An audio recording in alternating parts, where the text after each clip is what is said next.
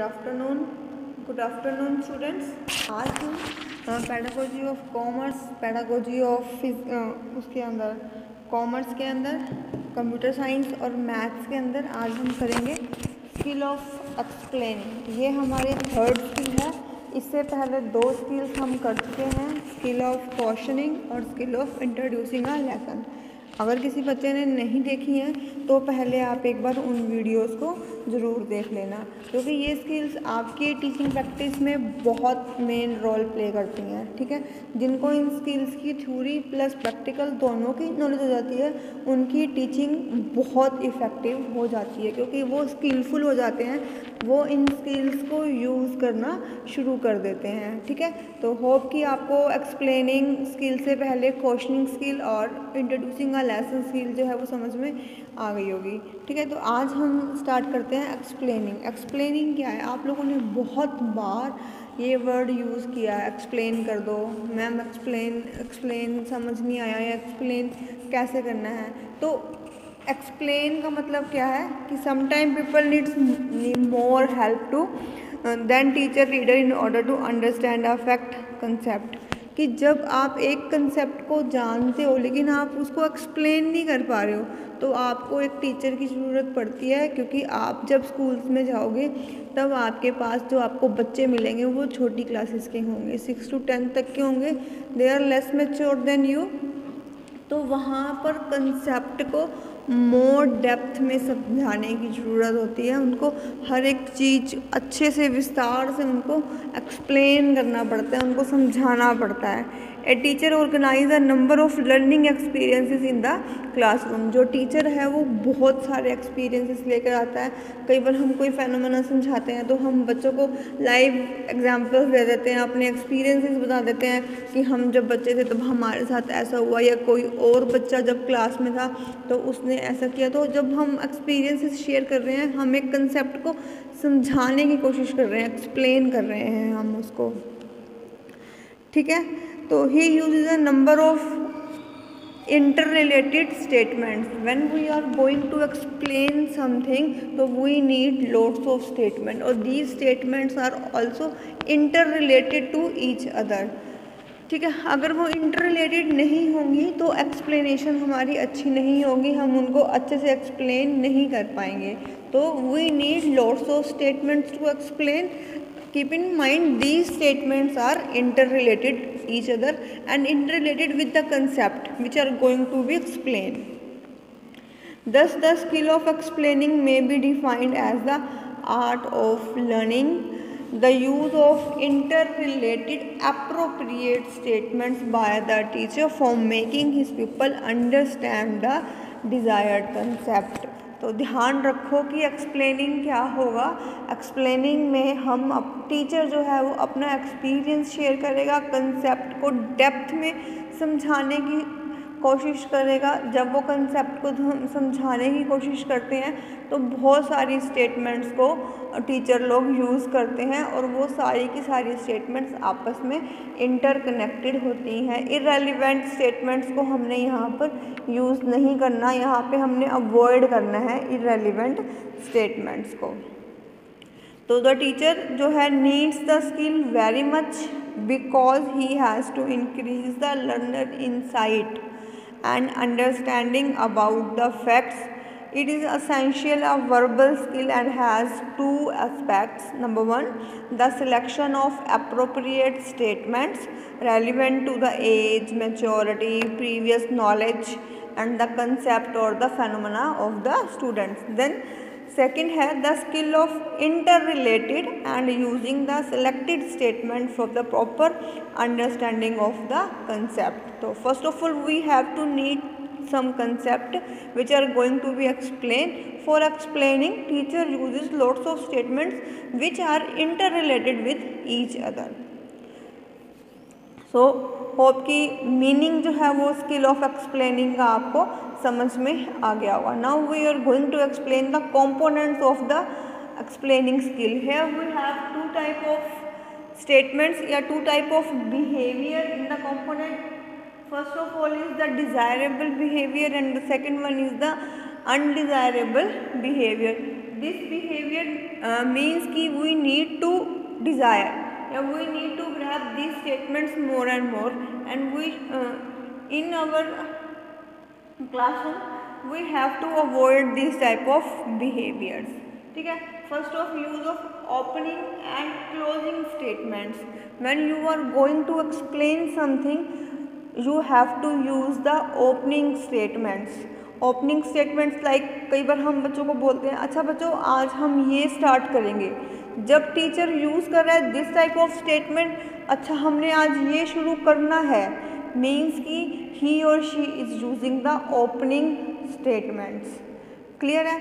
And now closing statements. अच्छा बच्चों आज हमने ये कंसेप्ट अच्छे से समझ लिया कि आपको समझ में आ गया होगा कि आज हमने क्या किया है, तो this type of statements are called closing statements. तो कीप इन माइंड कि when you are using explaining skill you have to use opening as well as closing statements. Got it? Then using explaining links. अभी हम बात कर रहे थे कि हम जिन स्टेटमेंट्स को यूज़ करते हैं वो स्टेटमेंट्स कैसी होती हैं, इंटर रिलेटेड। ठीक है, when we are going to use the interrelated statements we have to use the explaining link और these link are used carefully. ठीक है, तो इन लिंक्स को आपने बहुत केयरफुली यूज़ करना है कि अगर हम किंतु परंतु जैसे अब बट इन तरीक़ों के लिंक्स हम यूज़ करते हैं, लेकिन अगर हम प्रॉपर यूज़ नहीं कर रहे हैं तो स्टेटमेंट का सेंस बिल्कुल चेंज हो जाएगा। तो आप लोगों ने ध्यान रखना है कि एक्सप्लेनिंग लिंक्स जब आप यूज़ करो तो बहुत केयरफुली आपने ये यूज़ करनी है। देन कवरिंग मेन आइडिया, कि जो मेन कंसेप्ट टीचर या जो मेन फेनोमेना टीचर आज क्लासरूम में लेकर आया है कोशिश करनी है कि उसको आपने कवर करना है, भटकना नहीं है। आपने अपनी जो ट्रैक है, कंसेप्ट का ट्रैक है, उस पर ही चलना है, आपने उससे बाहर नहीं चलना। समटाइम क्या होता है कि टीचर बहुत डेप्थ में चला जाता है तो जो मेन कंसेप्ट है वो कहीं पीछे छूट जाता है और टीचर अपनी फ्लो में कहीं और चला जाता है। तो अपने इमोशंस को और अपनी नॉलेज को कंट्रोल में रखना है और कोशिश करनी है कि हमारी स्टेटमेंट्स जो है वो कंसेप्ट के सराउंडिंग ही रहें। ठीक है, then testing peoples understanding in explaining. आप लोगों को ध्यान रखना है कि आपने ही नहीं बोलते जाना। ठीक है, कि आप एक्सप्लेन कर रहे हो और आप बोलते जा रहे हो, नहीं, आपने थोड़ा सा समझाना है, थोड़ा सा एक्सप्लेन करना है, फिर आप लोगों ने क्या करना है, टेस्टिंग करनी है। टीचर्स क्या करेंगे कि बच्चों को बीच में उठाकर क्वेश्चनिंग कर देंगे या उनसे कुछ पूछ लेंगे कि जितना पीछे कराया है वो समझ में आया है या नहीं है। अगर हम इन बिटवीन अंडरस्टैंडिंग को टेस्ट नहीं करते हैं तो उसमें क्या होगा कि टीचर ही बोलता जा रहा है और बच्चे चुप करके बैठे हैं, तो लेक्चर पूरा का पूरा बच्चों के ऊपर से चला जाएगा। आपने ऐसा नहीं करना, आपने टेस्टिंग बीच बीच में करते रहना, बच्चों से पूछते रहना, समझ में आ रहा है, दोबारा समझाऊं? या आप क्वेश्चनिंग कर सकते हो कि आप बच्चों से पूछ सकते हो कि समझ में आ गया। आप क्वेश्चनिंग करोगे, अगर बच्चे आंसर दे रहे हैं दैट मीन्स कि बच्चों को समझ में आ ही रहा है। ठीक है, यहाँ पर क्या है, इररेलेवेंट स्टेटमेंट्स यूज़ नहीं करनी है, अनडिज़ायरेबल बिहेवियर के अंडर लिखी हुई है, तो यहाँ पर आपने जो इररेलेवेंट स्टेटमेंट्स हैं उनको अवॉइड करना है। कई बार किसी टीचर की हैबिट हो जाती है कि वो एक बात के बाद कोई एक टेल सी पकड़ लेते हैं, तो आपने उस तरीके की स्टेटमेंट से बचना है। आपने क्लासरूम में सिर्फ एक्सप्लेनिंग करनी है, समझाना है, इररेलेवेंट स्टेटमेंट्स को आपने यहाँ पर यूज़ नहीं करना है।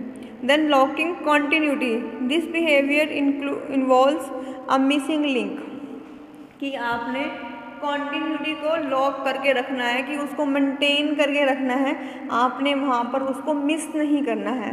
कॉन्टिन्यूटी हमने लास्ट स्किल में भी की थी कि when we are going to year wise, यानी टाइम लैग के अकॉर्डिंग चल रहे हैं, या तो आप असेंडिंग ऑर्डर में चलोगे या आप डिसेंडिंग ऑर्डर में चलोगे। ये नहीं है कि आप बीच में से कुछ उठा लोगे, बीच में से कुछ उठा लोगे। जो स्टेप्स हो रहे हैं आपको उनको एक सीक्वेंस में ही फॉलो करना है। कॉन्टिन्यूटी हर एक स्किल में, हर एक्सप्लेनिंग में, जब भी आप पढ़ाने जाओ तो आपको कॉन्टिन्यूटी का ध्यान रखना ही रखना है। आप सीक्वेंस को ऊपर नीचे नहीं कर सकते हो। देन है lacking fluency, it relates to the flow of interrupted statements for explaining a concept. If the teacher speaks half of the sentence then, अब आधा समझा दिया और आधा छोड़ दिया, या कुछ अक्षर मुंह में ही रख लिए, मन में ही बढ़ा दिए, तो वो काम नहीं चलेगा। तो आपको फ्लुएंसी जो है वही रखनी है कि जिसमें आप एक्सपर्ट हो। ज़रूरी नहीं है कि आप इंग्लिश ही यूज़ करो या हिंदी ही यूज़ करो। You can use mix and match method, कि आप अपनी फ्लुएंसी के ऊपर ध्यान देना है, बच्चों को अंडरस्टैंड कराना है। आप कोई मर्जी लैंग्वेज यूज़ कर लो और फ्लुएंसी होनी चाहिए। ये नहीं है कि अटक अटक के हमने नहीं पढ़ाना है। देन अप्रोप्रिएट, इनअप्रोप्रिएट वर्ड्स का यूज़ नहीं करना, वैग्यू वर्ड्स का यूज़ नहीं करना, क्योंकि अगर आप एक्सप्लेनिंग में इन वर्ड्स का यूज़ करोगे तो आपकी टीचिंग जो है वो इफ़ेक्टिव नहीं होगी। ठीक है, तो there are some suggestions for making explanation effective. Before explaining the teacher should make clear the aim of the lesson. Teacher को सबसे पहले क्या पता होना चाहिए, एम ऑफ द लेसन, कि पढ़ाना क्यों है।